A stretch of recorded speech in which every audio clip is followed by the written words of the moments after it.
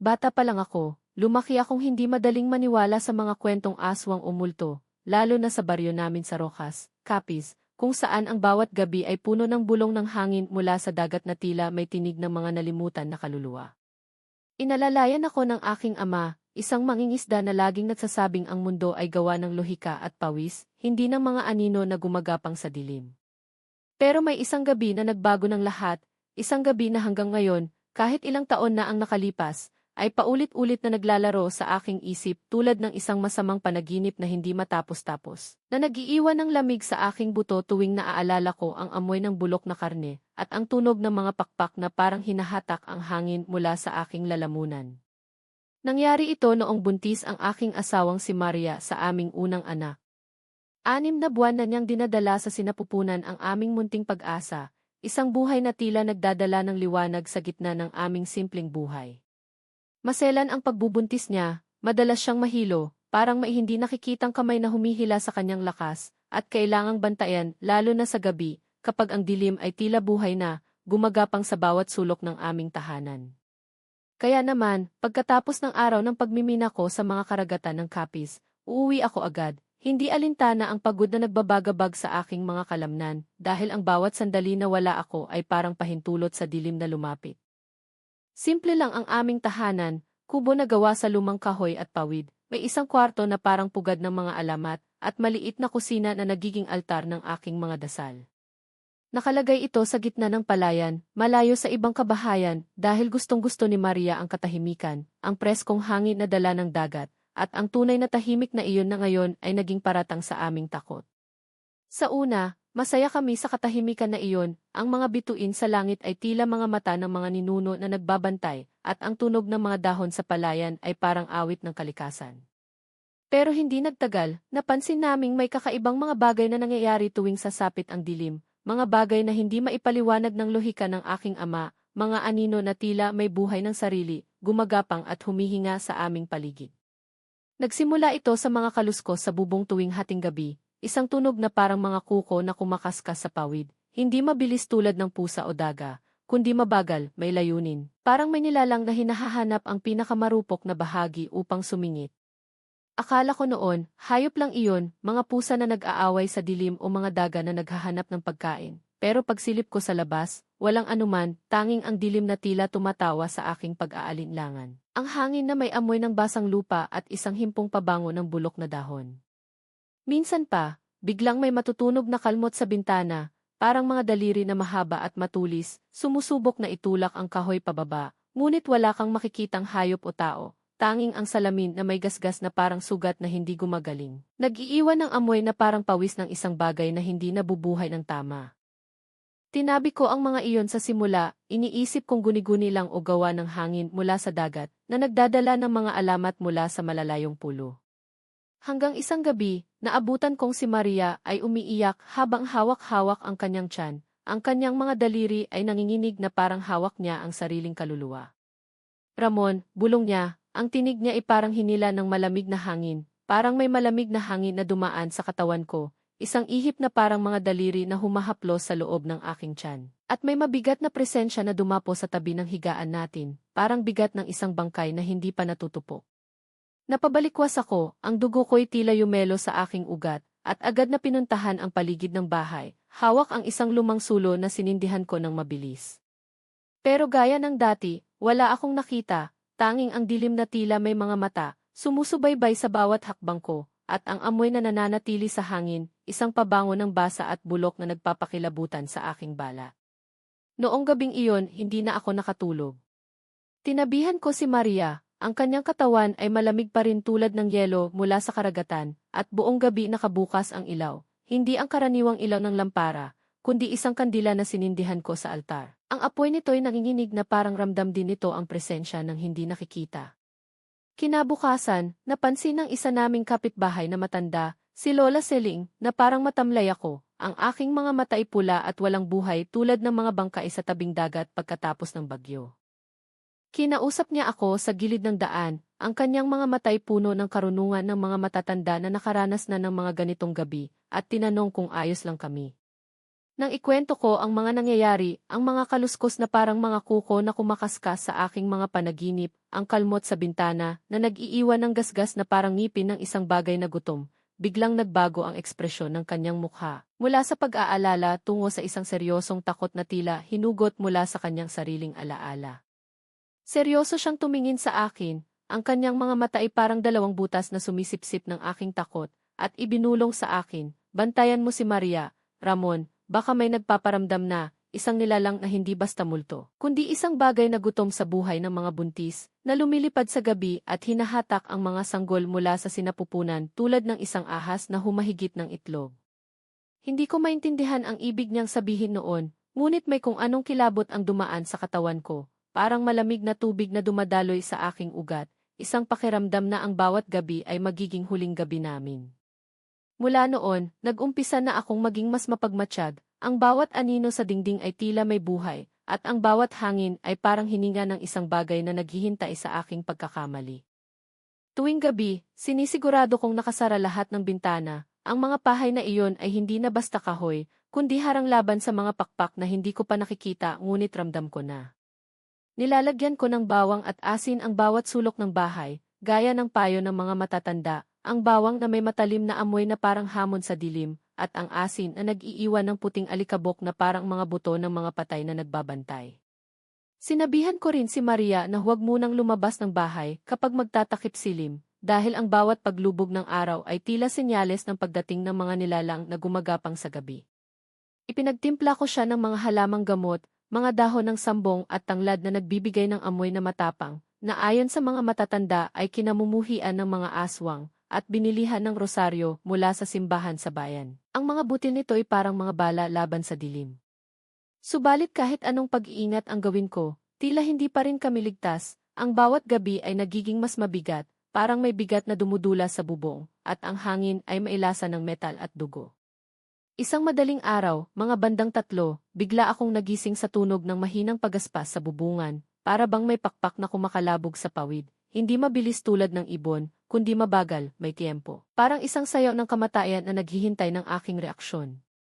Tiningnan ko ang orasan, ang karayom nito'y tila tumigil sa pagliko, at pumatak ang malamig na pawis ko sa noo. Pawis na hindi mula sa init ng gabi, kundi mula sa takot na gumagapang sa aking balat. Dahan-dahan akong bumangon, ang aking mga tuhod ay parang yelo, at dumungaw sa bintana, walang buwan, makulimlim ang langit na parang tela ng libingan. Pero sa kabila ng dilim, naaninag ko ang anino na nakadapo sa bubong. Isang nilalang na mahaba ang pakpak, payat na katawan na tila gawa sa buto at balat ng patay, at may humahabang dila na nakatuon sa direksyon ng kwarto namin, ang dila na iyon ay parang buhay na ahas. Dumudulas sa hangin at nag-iiwan ng amoy ng basa at gutom. Sa takot ko, agad akong kumuha ng itak at sinindihan ng lampara, ang apoy nito ay nanginginig na parang ramdam din nito ang presensya ng halimaw. Tumakbo ako palabas at sumigaw, ang aking tinig ay tila nawawala sa dilim, ngunit nang marinig ang ingay, biglang lumipad ang nilalang papalayo sa palayan, hindi mabilis, kundi mabagal, parang sinasadya niyang maramdaman ko ang kanyang pag-alis. Ang kanyang mga pakpak na nag-iiwan ng hangin na malamig at basa. Hindi ko na siya inabutan, pero ramdam ko ang bigat ng kanyang presensya, parang isang kamay na humahawak pa rin sa aking liig, hindi pa handang bitawan. Nang balikan ko si Maria, nalugmok siya sa kama, nanginginig at muling umiiyak, ang kanyang mga daliri ay nakakapit sa tiyan na parang sinusubukan niyang protektahan ang aming anak mula sa hindi nakikitang kamay. Parang hinihigop ang laman ng tiyan ko, bulong niya, ang kanyang tinig ay parang hininga ng isang nalulunod, isang haplos na malamig at matulis, na dumudula sa loob ng aking balat at hinahatak ang bawat tibok ng puso ng bata. Doon ako nakakasigurado, hindi ito gawa-gawa lang. Hindi rin ito imahinasyon ng isang buntis na nagiging sensitibo sa bawat anino. May manananggal na gustong biktimahin ang asawa ko, isang nilalang na hindi basta multo, kundi isang halimaw na lumilipad sa gabi, hinahihiwalay ang katawan upang kumain ng mga sanggol. Ang kanyang gutom ay parang apoy na hindi mapapatay ng dasal lamang. Mula nung araw na yon, alam kong kailangan kong ipaglaban hindi lang ang buhay ng asawa ko, kundi pati na rin ang anak naming isisilang. Ang bawat gabi ay nagiging laban, at ang bawat araw ay paghahanda para sa susunod na pag-atake. At sa mga susunod na gabi, lalo pang tumindi ang presensya ng kasamaan, parang isang ulap ng dilim na bumabalot sa aming kubo, nag-iiwan ng amoy na hindi mawala at tunog na nag-ietso sa aking mga panaginip. Mula nang makita ko ang nilalang na yon sa bubong, hindi na ako nakatulog ng mahimbing, lahat ng kilos sa gabi ay sinusuri ko, bawat kaluskos ay itinuturing kong banta, at ang bawat anino sa dingding ay tila may mga mata na sumusubaybay sa aking bawat hininga. Hindi na ako umaalis ng bahay kapag papalapit na ang dilim, mas pinili kong huminto muna sa pagmimina para mabantayan si Maria sa buong araw at gabi, dahil ang dagat ay malayo, ngunit ang dilim ay palaging narito, gumagapang sa bawat sulok. Naglagay ako ng kawayan na may patalim sa paligid ng bahay, parang patibong na naghihintay ng mga pakpak na babagsak. Ang mga talim nito ay nagliliwanag sa liwanag ng buwan tulad ng mga ngipin ng mga ninuno. Pero kahit anong ihanda ko, ramdam kong hindi sapat ang lahat, may mga palatandaan akong hindi ko kayang ipaliwanag, mga bagay na parang bulong mula sa lupa. Sa tuwing sasabit ang 3 ng madaling araw, tila may malamig na ihip ng hangin na dumadaan sa loob ng bahay. Kahit sarado naman ang lahat ng bintana at mga pinto, ang ihip na iyon ay hindi mula sa dagat, kundi mula sa isang libingan. May lasa ng lupa at dugo na nagpapakilabutan sa aking balat at nagpapahina sa mga kandila. Ang mga alagang manok na dati tahimik, ngayon ay tila laging takot at palaging may isang tila sumisitsit mula sa kadiliman ng gabi. Mahina, halos hindi mo marinig, pero parang nanunuot sa kaluluwa, isang bulong na halina, akin ka na. Isang gabi habang nakabantay ako sa may bintana, ang aking mga mata ay nakapako sa dilim ng palayan. Napansin kong tila may 2 mata sa kakahuyan sa tapat ng bahay. Hindi ito mata ng hayop, hindi rin ito mata ng tao. Malalaki ito at mapupula na tila nagbabaga sa dilim, parang 2 bola ng apoy na sumisipsip ng liwanag mula sa aking sulo. Hindi ito gumagalaw, para lang siyang nakatitig. Ang bawat segundo ay parang isang sandali ng paghihintay ng kamatayan, at ramdam ko ang init ng kanyang gutom na dumudula sa hangin. Ilang minuto ko rin yung tinitigan habang pinipigil ang panginginig ng tuhod ko. Ang aking mga binti ay parang nakaugat sa lupa ng takot. Nang tumayo ako at pinuntahan, bigla na lang itong nawala, parang natunaw sa dilim, ngunit nang tiningnan ko ang lupa, may nakita akong bakas ng paa. Mahaba, mapayat, at parang may kuko sa dulo ng bawat daliri. Mga hiwa na nag-iiwan ng amoy ng basa at metal, parang dugo na hindi pa natutuyo. Kinabukasan, pumunta ako kay Lola Seling para humingi ng payo. Ang kanyang bahay ay puno ng mga halaman at krus, isang lugar na tila harang sa dilim.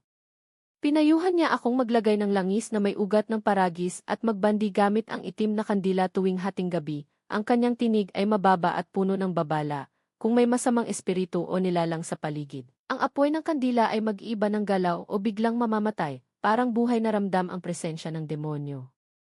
Sinubukan ko iyon kinagabihan, tinakpan ko ng kumot si Maria habang mahimbing siyang natutulog. Ang kanyang mukha'y payapa, ngunit alam ko ang mga panaginip niyang puno ng mga kamay na humahatak, at naupo ako sa tapat ng pinto. Dala ang itim na kandila, hawak ang itak at may isang dakot ng asin sa bulsa. Ang mga butil nito ay parang mga luha ng mga patay. Pagsapit ng 2 oras 30 minuto ng madaling araw, napansin kong unti-unting lumalakas ang ihip ng hangin, hindi mula sa labas, kundi mula sa loob ng bahay, parang hininga ng isang bagay na sumisiksik sa mga siwang. Nagsimulang mag-alon ang apoy ng kandila, tumataas, bumababa at minsan ay nanginginig, parang sumusunod sa isang ritmo ng isang puso na hindi nabubuhay. Humigpit ang hawak ko sa itak, ang aking mga daliri ay pawisan at malamig ng sabay. Lumingalinga ako sa paligid, halos hindi na ako humihinga, ang bawat sandali ay parang huling sandali. Sa isang iglap, narinig ko na naman ang tunog ng pakpak, mabilis, pababa at parang nanggagaling sa langit, isang tunog na parang mga hiwa sa hangin na nag-iiwan ng amoy ng basa at gutom. Tumakbo ako palabas ng bahay kahit nanginginig ang laman ko. Tumingala ako at sa liwanag ng buwan na ngayon ay lumitaw mula sa ulap tulad ng isang mata ng Diyos, nasilayan ko ang nilalang. Lehitimoong manananggal, lumulutang sa ere, may pakpak na parang sa paniki, ngunit mas malaki, mas matulis ang mga dulo na parang mga talim na handang pumunit ng laman. Katawan na hiwalay mula sa bewang, ang itaas lang ng katawan ang lumilipad, may matutulis na kuko na nagliliwanag sa liwanag ng buwan tulad ng mga ngipin ng isang demonyo, at mahabang dila na tila humahaba pa habang papalapit sa bubungan namin. Ang dila na iyon ay parang buhay, dumudulas sa hangin at naghahanap ng siwang, nag-iiwan ng laway na itim at malapot. Tila wala itong mata, pero alam kong nakatingin ito sa akin. Ramdam ko ang kanyang paningin na sumisiksik sa aking kaluluwa, isang paningin na puno ng gutom na hindi mapapawi. Hindi ako makagalaw, tumitibok ang puso ko ng mabilis at parang sasabog, ang dugo ko'y tila nagliliyab sa aking ugat. Pero hindi ako umatras, iwinagayway ko ang hawak kong itak habang sumisigaw sa loob ng utak ko ng mga dasal na itinuro ng aking ina, na ngayon ay parang mga kutsilyo na tumataga sa dilim. Maya-maya pa, bigla na lang itong lumipad pabalik sa kadiliman ng kagubatan, hindi mabilis, kundi mabagal, parang sinasadya niyang maramdaman ko ang kanyang pag-alis, ang kanyang mga pakpak na nag-iiwan ng hangin na malamig at basa, na nagdadala ng amoy ng bulok na karne. At nang mawala ito, napaluhod ako sa lupa, ang aking mga tuhod ay sumubsob sa putik ng palayan, hindi ko alam kung anong klaseng lakas ang dumaan sa akin para hindi tumakbo, lakas na mula sa pagmamahal, o mula sa galit na nagliliyab sa aking dibdib. Pero alam kong hindi iyon ang huli, ang bawat gabi ay magiging mas madilim, at ang nilalang na iyon ay babalik, mas gutom, mas malapit. Kinabukasan, may napansin akong kakaiba, sa harapan ng bahay namin, may naiwan na ilang patak ng malapot na likido, kulay itim na parang dugo, ngunit mas malapot, mas madikit, na dumudulas sa lupa tulad ng laway ng isang bagay na hindi nabubuhay ng tama, at may amoy ng asupre na nagpapakilabot sa aking balat.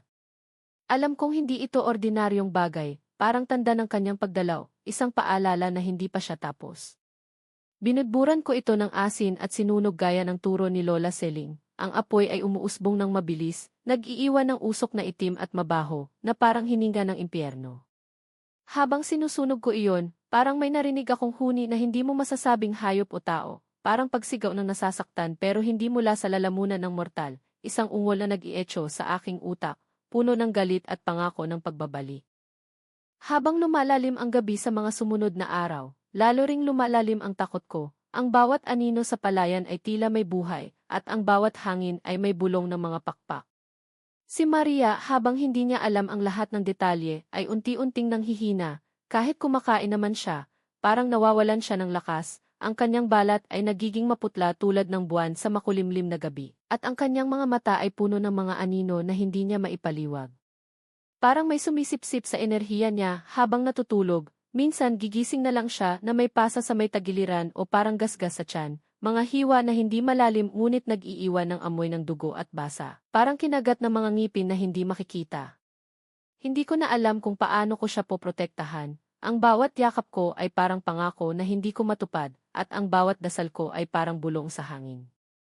Pero isang gabi habang ginigising ko siya sa gitna ng isang masamang panaginip, ang kanyang mga labi ay nanginginig at ang kanyang mga daliri ay nakakapit sa kumot tulad ng mga kuko. Bigla siyang nagsuka ng kulay itim na likido, malapot at mabango ng asupre na dumudulas sa sahig tulad ng laway ng demonyo.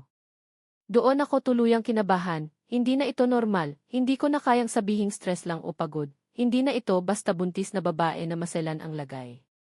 May kumikilos na sa dilim, may gustong kumuha sa kanyang dinadala, isang nilalang na hindi basta gutom sa laman kundi sa buhay mismo ng aming anak. At wala akong ibang pagkukuhanan ng lakas kundi ang sarili kong paninindigan, ang galit na nagliliyab sa aking dibdib tulad ng apoy ng kandila na hindi naupos. Sa baryo namin, kapag may nakitang manananggal, karaniwan ay lumilikas muna ang mga tao, naglilipat ng tirahan, nagdadasal sa simbahan hanggang umagahon ang araw. Pero hindi ako aalis, hindi ko iiwan ang asawa ko sa gitna ng palayang iyon na ngayon ay tila pugad ng mga halimaw. Alam kong babalik ang nilalang na yon, at sa bawat pagbalik niya, lalo siyang nagiging matapang, lalo siyang nagiging determinado, ang kanyang mga pakpak ay magiging mas malakas, ang kanyang dila ay magiging mas mahaba, at ang kanyang gutom ay magiging hindi mapipigilan. Pero kung akala niya ay basta na lang niya makukuha ang mahal ko, nagkakamali siya. Kaya ko ring maging mabangis, lalo na kapag pamilya ko ang nilalapastangan, ang aking itak ay hindi na basta kagamitan ng mangingisda, kundi sandata ng isang ama na handang mamatay para sa kanyang dugo.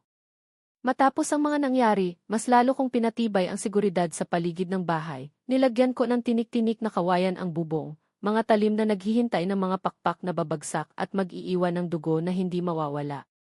Naglagay ng mga palaspas at botelyang mailangis na may bawang at durog na dahon ng saging sa bawat sulok, ang amoy nito'y matapang, parang hamon sa dilim na nagpapakilabot sa mga nilalang. Araw-araw sinisigurado kong may asin sa pintuan, sa bintana, pati sa ilalim ng kama namin, ang mga butil nito ay parang mga buto na nagbabantay laban sa mga kamay na gumagapang. Hindi ko na rin pinayagan si Maria na lumabas kahit sa umaga, Pakiramdam ko kasi maski maliwanag ang araw ay hindi na sapat na proteksyon sa mga kagaya ng nilalang na yon dahil ang araw ay maaaring maging ulap ng dilim sa isang iglap. Habang lumalapit ang kabuhayan ng asawa ko, lalo namang bumibigat ang presensya ng kasamaan sa paligid namin, ang bawat hangin ay may bulong at ang bawat anino ay may mga mata. Hindi lang ako ang nakararamdam nito, pati ang mga hayop sa bakuran ay nararamdaman yon, at tila laging takot, laging alisto, ang kanilang mga mata ay puno ng babala na hindi nila masabi. Isang hapon ay may isa kaming manok na bigla na lang namatay. Wala naman itong sugat pero may butas sa likod at parang sinipsip mula sa loob. Isang butas na maliit ngunit malalim na nag-iiwan ng amoy ng dugo at basa. Parang kinain ng isang dila na hindi nakikita. Hindi ko na ito iniulat kung kani-kanino, baka pagtawanan lang kasi ako at sa halip na nilibing ko ito ay agad akong nagdasal ng taimtim sa tabi ng hukay. Ang aking mga salita ay parang dugo ang tumatago sa lupa. Humihingi ng tulong mula sa mga ninuno. Tuwing 3 ng madaling araw, naging takdang oras na ang pagbabantay ko. Hindi ako nakakatulog sa takot na baka sa isang iglap tuluyan nang mapasok na nilalang na iyon ang loob ng bahay namin. Ang kanyang dila ay sumisiksik sa mga siwang at hinahatak ang buhay ng aking pamilya. Minsan pa sa katahimikan ng gabi, naririnig ko na lang ang mahinang ungol ni Maria habang natutulog, parang nahihirapan siyang huminga, ang kanyang dibdib ay tumataas baba na parang hinahawakan ng mga kamay na malamig.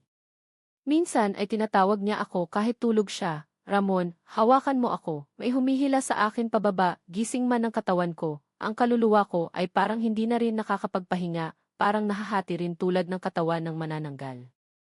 Isang gabi habang nakaupo ako sa may pintuan, ang aking mga mata ay nakapako sa dilim ng palayan. Napansin kong kumikilos na naman ang kandilang itim na inilagay ko sa altar. Ang apoy nito ay hindi na normal. Parang nagsasayaw sa isang ritmo na hindi ko naririnig, parang sumusunod sa isang awit ng demonyo. Parang may hangin na hindi ko nararamdaman, isang ihip na malamig at basa na nagdadala ng amoy ng lupa at dugo. Ang mga anino sa dingding ay gumagalaw kahit walang ibang liwanag sa paligid, mga anino na mahaba at payat, parang mga daliri na humahaplos sa kahoy. Muling nanigas ang katawan ko sa kaba at narinig ko na naman ang tunog ng pakpak, mahaba at mabigat, dumaragundong sa katahimikan ng paligid tulad ng kulog mula sa impyerno. Tumayo ako at humawak sa itak, sa hindi kalayuan sa dulo ng palayan, may nakita akong lumulutang, isang kalahating katawan na kalutang sa hangin, lumilipad patungo sa bubungan namin. Hindi siya mabilis, para bang sinasadya niya ang bawat galaw ay tila sinasadyang marinig ko siya, maramdaman ko siya at makita ko siya upang takutin ako. Ang kanyang mga pakpak ay nag-iiwan ng hangin na malamig at malagkit, na nagpapakilabutan sa aking balat. Ngunit hindi na ako natatakot tulad ng dati, may galit na sa dibdib ko, hindi lang takot, isang galit na parang apoy na nagliliyab sa aking ugat. Ang nilalang na ito ay hindi na lamang panganib, isa siyang pagsubok sa pagiging asawa at ama ko, at hindi ako papayag na maagaw niya ang buhay ng mahal ko, ang bawat tibok ng puso ng aming anak.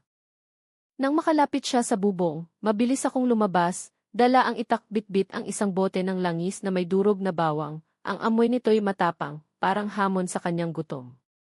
Sinindihan ko ang isang sulo at inihagis ko ito sa direksyon ng bubong. Lumikha ito ng liwanag na parang kidlat sa gabi, at doon ko muling nakita ang itsura ng nilalang, payat na katawan na parang buto na walang laman. May pakpak na parang balat ng paniki na may mga butas na parang sugat ng mga nakaraang biktima. Ang balat niya ay kulay abo at mukhang tuyo, tulad ng balat ng bangkay na iniwan sa araw. Wala siyang ibabang katawan, nasa ere lang siya nakalutang, at ang dila niya ay mahaba, umaabot sa maisiwang ng bubong, dumudulas at naghahanap ng laman. Narinig ko ang kakaibang tunog mula sa kanya, parang tunog ng maraming ibon na umiiyak sa iisang boses, isang ungol na nagpapakilabot sa aking kaluluwa. Nang masinagan siya ng liwanag ng apoy, napaurong siya, ang kanyang mga pakpak ay nanginginig na parang nasusunog. Mabilis akong kumuha ng asin at inihagis ito sa kanyang direksyon. Sumigaw siya, hindi ko alam kung anong klaseng sigaw yun pero malinaw na nasaktan siya. Isang tili na parang tinaga ng itak ang kanyang laman, na nag-ietso sa buong palayan tulad ng sigaw ng mga nalunod sa dagat. Agad siyang lumipad paatras palayo sa bahay, ngunit bago siya tuluyang mawala, sumigaw ulit siya. Hindi sa salita, kundi parang isang babala na isang hudyat na hindi pa siya tapos, isang ungol na nag-iiwan ng amoy ng nasusunog na balat sa hangin. Nang makapasok akong muli sa bahay, nakita kong nanginginig si Maria, tila may naramdaman siyang napakalamig sa loob ng tiyan niya, sabi niya parang may humahaplos sa kanyang laman loob habang siya'y natutulog. Isang haplos na matulis at malamig na dumudulas sa kanyang ugat. Gusto ko siyang yakapin pero natakot akong madama niya ang panginginig ng sarili kong katawan. Ang aking mga kamay ay malamig na parang yelo, at ang aking puso ay tumitibok na parang tambol ng digmaan. Naghanda ako ng basang bimpo at pinunasan ko ang mukha niya. Ang kanyang pawis ay malamig at malagkit na nag-iiwan ng amoy ng takot. Buong gabi kaming hindi nakatulog, pagsapit ng umaga para kaming kapwa-bangkay. Wala nang lakas, wala nang emosyon kundi puro kaba at pagod. Ang bawat sandali ay parang isang taon ng paghihirap. Kinabukasan, sinuyod ko ang paligid ng bahay. Sa likod ng palikuran, may nakita akong kakaibang mga marka sa lupa, mga paang mahaba na tila hindi tao, hindi rin hayop, mga hiwa na nag-iiwan ng putik na madilim at malagkit, parang laway ng isang bagay na gutom.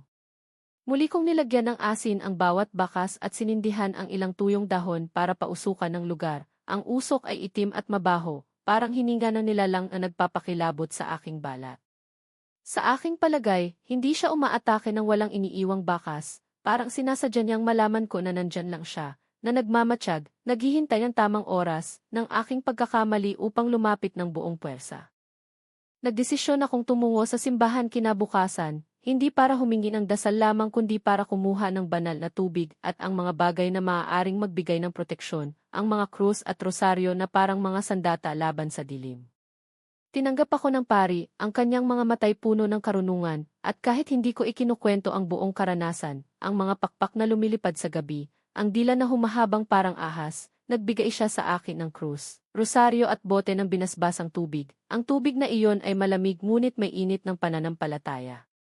Dinala ko ito pa uwi at ikinabit sa bawat sulok ng bahay. Ang bawat krus ay parang mata na nagbabantay, at ang bawat butil ng rosaryo ay parang bala na handa sa laban. Pero sa gabi ring iyon, muling bumalik ang manananggal. Sa ikatlong pagkakataon, narinig ko ang pagaspas ulit ng pakpak, ngunit ngayon, mas mabigat at mas mapanganib, parang mga hiwa sa hangin na nagdadala ng amoy ng dugo at basa. Nang lumabas ako, wala akong nakita sa ere pero may kakaibang amoy sa paligid, masangsang, malansa, parang amoy bulok na karne na nagpapakilabot sa aking ilong. Nang sumilip ako sa ilalim ng bahay, may naiwan na bahagi ng katawan, ang pangibabang kalahati ng manananggal, nakapatong ito sa lupa, nakatago sa dilim, nanginginig ang kalamnan ko na sa paligid lang ang itaas ng katawan. At kung tama ang hinala ko, malapit na siyang umatake, hindi lang bilang bantay kundi bilang mamumuks, ang kanyang dila ay handa ng humaba at kumain. Nang makita ko ang ibabang bahagi ng katawan ng manananggal sa ilalim ng bahay namin, hindi ko alam kung ano ang una kong dapat na gawin. Nakatayo lang ako roon, nakatitig sa malaabong balat nito, tuyo at kulubot. Nakalapat sa lupa na parang patay na hayop, ngunit alam kong hindi yun bangkay. Yun ay bahagi ng isang buhay na halimaw na nasa paligid lang, naghahanap ng pagkakataong tapusin ang sinimulan niya. Ang kanyang mga binti ay parang ugat ng puno na handa ng humawak sa lupa. Bilang panuntunan ng matatanda, kapag nakita mo ang ibabang katawan ng isang manananggal, dapat mo itong sirain, sapagkat kapag hindi niya ito nabalikan sa tamang oras, mamamatay siya, hindi na siya muling makababalik sa pagiging buo. Ang kanyang katawan ay magiging abo na hinigop ng hangin. Ngunit hindi ako basta sumugod, alam kong kung nasaan ang katawan, nandoon din sa paligid ng ulot pakpak niya, hindi ako pwedeng magkamali ng kilos, dahil ang bawat sandali ay parang huling sandali. Dahan-dahan akong pumasok sa bahay at kinuha ang bote ng banal na tubig, binasa ko ang palad ko. Ang tubig ay malamig ngunit nagbibigay ng init sa aking ugat, at sa bulsa ko'y may asin at mga tuyong dahon ng sambong na binindisyonan sa simbahan. Ang amoy nito'y matapang na parang hamon. Sa kanan kong kamay ay mahigpit ang hawak ko sa itak at sa kaliwa ang plastik na bote ng tubig na may krus. Ang krus na iyon ay mabigat na parang pasanin ng aking pananampalataya. Bumalik ako sa ilalim ng bahay, puno ng kaba ang dibdib ko, parang sasabog sa sobrang lakas ng tibok, ngunit hindi ko pinayagang manaig ang takot, dahil ang takot ay pagkakamali at ang pagkakamali ay kamatayan. Nang matiyak kong wala sa paligid ang pangitaas na bahagi ng katawan ng nilalang, ang dilim ay tahimik ngunit ramdam ko ang kanyang presensya sa hangin, agad kong ibinuhos ang banal na tubig sa ibabang katawan niya. Umusok ito at may naamoy akong parang nasusunog na balat. Ang usok ay itim at mabaho, na nagpapakilabot sa aking ilong at nagpapainit sa aking mga mata. Maya-maya pa'y nagbago ang ihip ng hangin, mula sa malamig na gabi ay naging mainit, parang lumulutang ang init ng galit sa paligid, isang init na hindi mula sa apoy kundi mula sa galit na nilalang. Sinabayan ko ito ng pagdidilig ng asin sa paligid at pagkalas ng krus sa dingding upang itapat sa katawan, lalong lumakas ang usok. Saka ko itinapon ng natirang langis na may durog na bawang. Ang amoy nito'y sumasama sa usok na parang lason sa demonyo. Maya-maya pa'y narinig ko ang isang tunog na parang haling, hindi mula sa ilalim ng bahay, kundi mula sa taas ng bubungan, isang ungol na parang sigaw ng isang kaluluwa na hinila mula sa katawan. Napatingala ako doon at nakita kong nasa ere siya, nakalutang ang kalahating katawan ng manananggal. Hindi ko maipaliwanag kung paanong nabubuhay ang ganitong nilalang, pero sa harap ng mga mata ko, nandoon siya. Balingitan ng anyo pero malupit ang itsura, ang mukha parang babae, ngunit hindi tao. Matatalas ang ngipin na parang mga talim ng isang hayop, pulang-pula ang mga mata na parang apoy na nagbabaga ng gutom, at ang dila humahaba na parang ahas na handa ng kumagat. Tila nawalan siya ng kontrol nang makita niyang winawasak ko ang pangibabang bahagi ng katawan niya.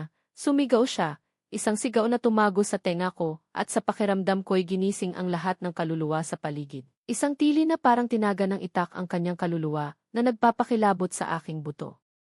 Agad akong tumakbo papasok sa bahay hindi para magtago kundi para protektahan si Maria. Nang marating ko siya, nanginginig ang katawan niya habang hawak ang tiyan. Pawis na pawis siya at ang mga mata niya'y mulat ngunit wala sa ulirat. Parang may kung anong puwersa ang bumabalot sa kanya, isang dilim na sumisiksik sa kanyang balat. Bigla kong naramdaman ang hangin sa loob ng bahay na parang umiikot. Ang mga kandilang nakapatay mula kaninang madaling araw ay biglang nagsindi ng kusa. Ang liwanag nito'y bugahaw, hindi normal. Parang liwanag mula sa impyerno na nagpapakilabot sa mga anino. Humawak ako sa rosaryo at binasbasan si Maria ng banal na tubig. Muli kong dinasala ng paligid, kahit pabulong kahit nanginginig ang boses ko, ang mga salita ay parang kutsilyo na tumataga sa hangin.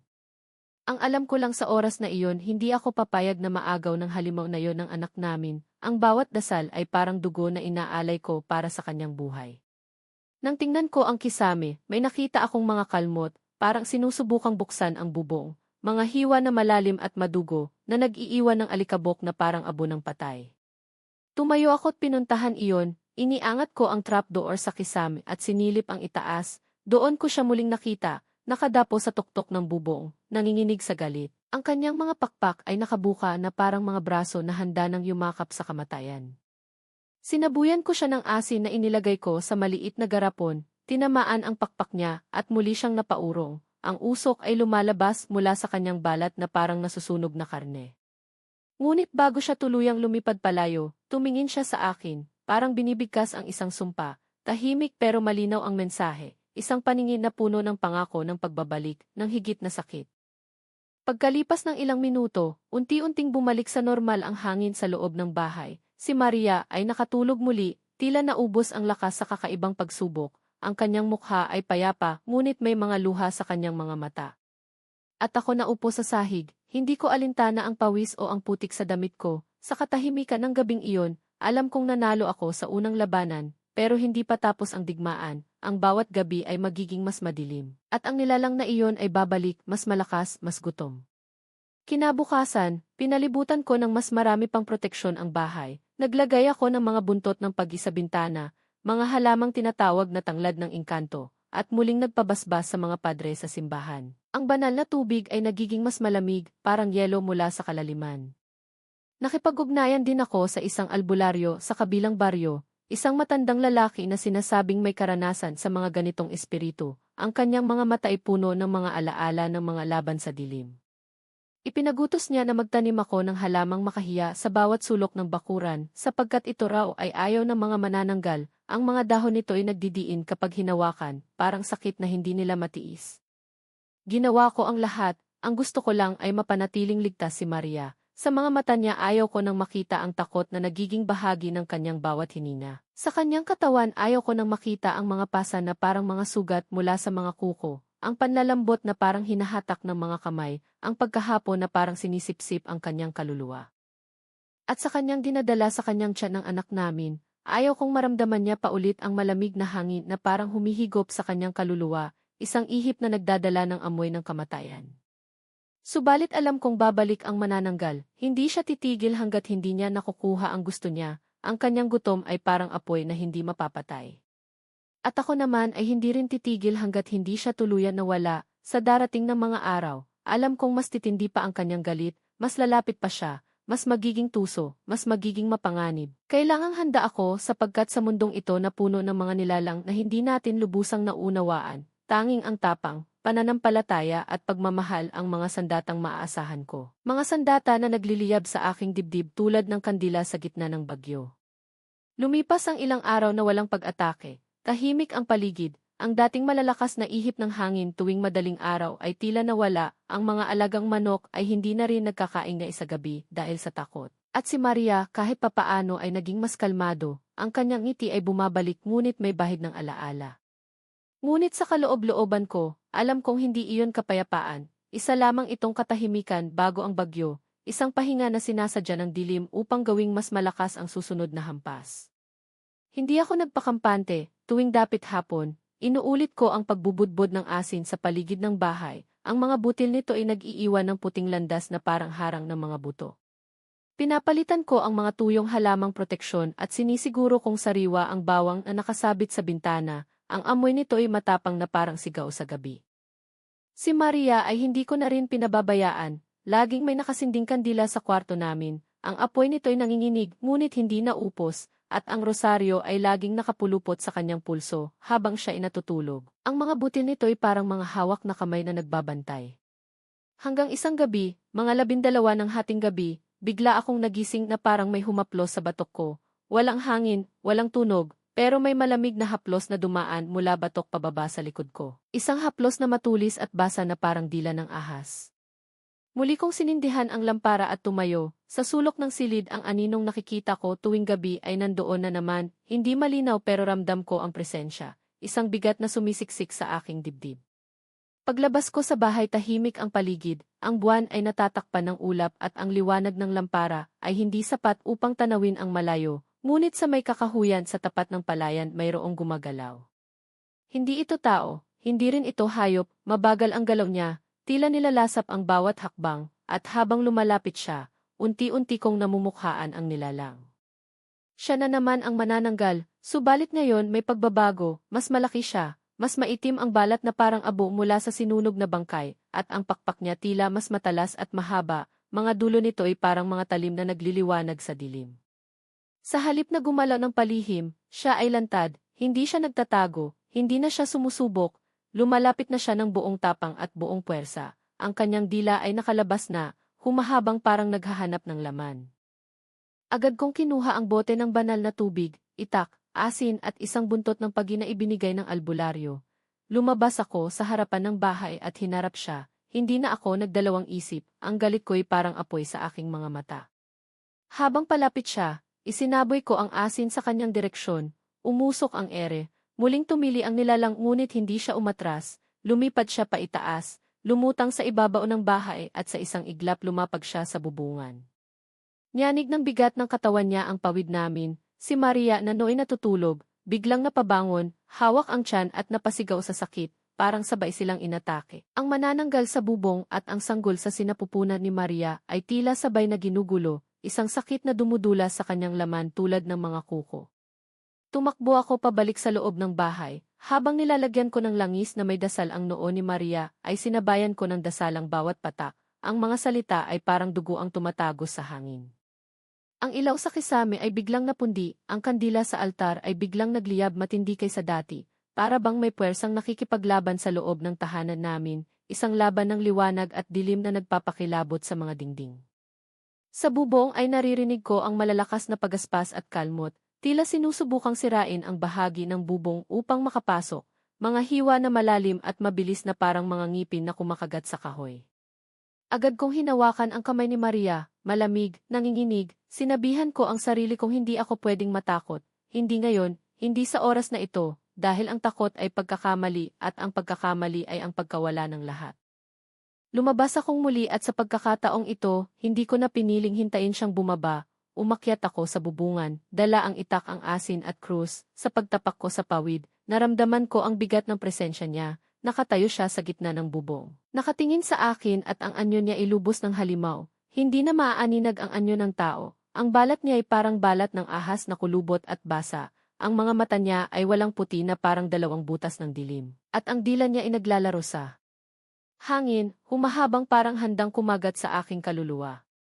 Wala siyang boses na pinapakawalan pero sa mga mata niya ay mababasa ang galit, ang gutom at ang pagkatakam. Alam kong gusto niyang tapusin ang lahat pero ganoon din ako. Gusto ko siyang tapusin. Ang bawat hibla ng aking pagkatao ay handang maging sandata.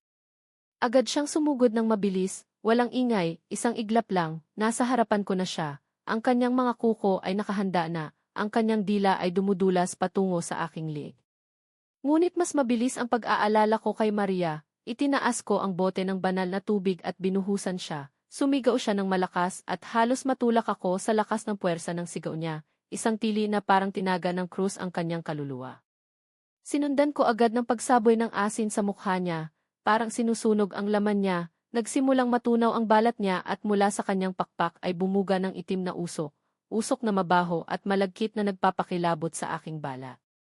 Sa huling pagkakataon, sinaksak ko siya sa gitna ng dibdib gamit ang buntot ng pagi. Tumili siya ng ubod lakas at napatalon ako palayo. Nakita ko siyang nagsimulang mangisay at sa harapan ko. Ang katawan niya ay nagsimulang magliyab na parang papel na dinilaan ng apoy. Ang apoy na iyon ay hindi natural, parang mula sa loob ng kanyang katawan, nagliliyab ng kulay itim at pula. Bumagsak siya sa lupa mula sa bubong, patay. Ang katawan niya ay hindi na muling gumalaw. Ang apoy ay nag-iwan ng abo na hinigop ng hangin, at ang paligid ay naghumiyaw sa katahimikan. Ang gabing iyon ay tila ginising ang kaluluwa ng buong kagubatan, ang mga puno ay kumakaluskos na parang nagdadasal. At ako nakaupo sa bubong, hinihingal at pawis na pawis habang may bahid ng dugo at abo sa aking katawan. Pagbaba ko, si Maria ay nakahiga pa rin, pero ang mukha niya ay mas kalmado na, ang tiyan niya ay hindi na matigas. Ang kanyang paghinga ay bumalik sa normal, yumuko ako sa tabi niya at niyakap siya. Hindi siya gising pero alam kong naramdaman niya ang pagtatapos ng laban, ang liwanag na bumabalik sa aming tahanan. Nang sumikat ang araw, isang kakaibang liwanag ang bumalot sa paligid ng bahay, parang inalisan ng ulap ang buong kapaligiran, ang mga ibon ay muling nag-ingay, ang mga alagang hayop ay naging masaya at ang hangin ay sariwa na ulit. Walang amoy ng bulok, walang bulong ng pakpak. Alam kong hindi lahat ay maunawaan ang nangyaring yon. Hindi ko rin inaasahang paniniwalaan ako ng kahit sino, pero alam ko sa sarili kong totoo ang lahat, nakaligtas kami, nalabanan ko ang isang halimaw. At hindi lang gamit ang itak o dasal kung hindi gamit ang pagmamahal sa pamilyang handa kong ipaglaban hanggang sa huli, hanggang sa bawat hininga ng aking anak. Pagkatapos ng gabing yon, tila bumalik sa normal ang lahat, ang dating malamig at mabigat na hangin na bumabalot sa aming paligid ay unti-unting nawala, sa unang pagkakataon. Matapos ang mahabang mga linggo, naramdaman kong tahimik na muli ang gabi, wala nang kaluskos sa bubong, wala nang pakpak na umaalingaw sa hangin at wala nang mga matang nakatitig mula sa dilim. Si Maria ay unti-unting bumalik ang sigla, bagamat may panghihina pa rin siyang nararamdaman, hindi na siya gigising sa gitna ng gabi na may pasa sa tiyan o nahihirapang huminga, ang kulay ng kanyang balat ay muling nagkaroon ng buhay. Ang kanyang mga mata ay muling nagniningning sa pag-asa, sa bawat umaga, tila ba mas lumalalim ang kanyang ngiti, isang ngiti na nagpapaalala sa akin ng liwanag pagkatapos ng madilim na gabi. At ako naman, kahit tulog ang katawan ko sa ilang gabing pagbabantay ay muling nakahinga ng maluwag, hindi ko na muling nakita ang bangkay ng nilalang matapos siyang bumagsak mula sa bubong at lamunin ng apoy ang kanyang katawan. Para bang tinupok na rin ng lupa ang lahat ng bakas niya, wala akong natagpo ang abo, wala ring natirang balat o pakpak, ngunit sa akin, sapat na ang pananahimik ng paligid upang patunayang tapos na ang laban, ang bawat gabi ay nagiging payapa. Ang bawat araw ay pagbati. Sa buhay. Sa mga sumunod na araw, dumalaw si Lola Seling upang kamustahin kami, hindi ko man naikwento ng buo ang lahat, ramdam ko sa kanyang mga mata na alam na niya, isang karunungan na puno ng mga alaala ng mga ganitong gabi. Nagtungo rin ako sa simbahan upang magpasalamat, hindi sa pamamagitan ng dasal lamang kundi sa pagbabalik loob sa pananampalatayang minsan ko ring pinagdudahan, ang bawat krus sa dingding ay nagiging paalala ng liwanag. Nang sumapit ang ika-6 na araw mula sa huling gabing yon, nagsilang si Maria ng isang malusog na batang lalaki, walang komplikasyon, walang maselang proseso, isinilang niya ang aming anak na parang itinakda ng langit ang kanyang pagdating. Sa oras ng kanyang pagluha sa unang hininga, tila nalinis ang lahat ng latak ng takot sa puso ko. Ang kanyang iyak ay parang awit ng tagumpay. Binigyan namin siya ng pangalan bilang Luciano, Mula sa salitang liwanag, isang paalala ng liwanag na dumating sa gitna ng aming pinakamadilim na gabi, ng liwanag na nagwagilaban sa dilim. Ngunit hindi rin ako naging kampante, hindi ko lubusang kinalimutan ang nangyari, sa halip, isinulat ko ito at inilakip sa sulat at ipinabot sa isang programang tumatanggap ng mga kwentong kababalaghan, hindi upang magpasikat at manakot, kundi upang magbigay babala. Marami pa kasing kagaya ko noon ang mga hindi naniniwala hanggat hindi nila personal na nararanasan. Pero sana sa kwentong ito, kahit isa lang ang makinig, isa lang ang mag-ingat, sapat yun.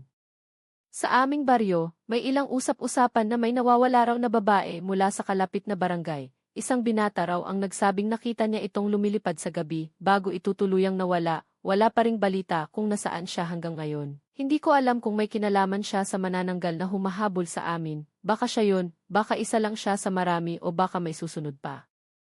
Sa kabila ng katahimikan, pinili kong manatiling mapagmatsyag, hindi ko na muling pinabayaang maging malapit sa amin ang dilim, ang mga proteksyon sa bahay ay nariyan pa rin, hindi ko inalis, para sa ilan baka nakakatawa, pero sa akin. Ito ay paalala ng pinagdaanan namin, ng mga gabi na ang bawat tunog ay parang hudyat ng kamatayan. Sa bawat araw na tumatawid sa amin, alam kong hindi lang ako basta ama o asawa, ako rin ay tagapagtanggol ng tahanan. May mga gabi pa rin na bigla akong nagigising dahil sa ihip ng hangin, pero hindi na ito kagaya ng dati. Sa mga gabing iyon, bumabangon ako, lumalabas sa pintuan at tumitingala sa langit, at sa gitna ng dilim may mga bituing kumikislap, tahimik, maliwanag, buhay.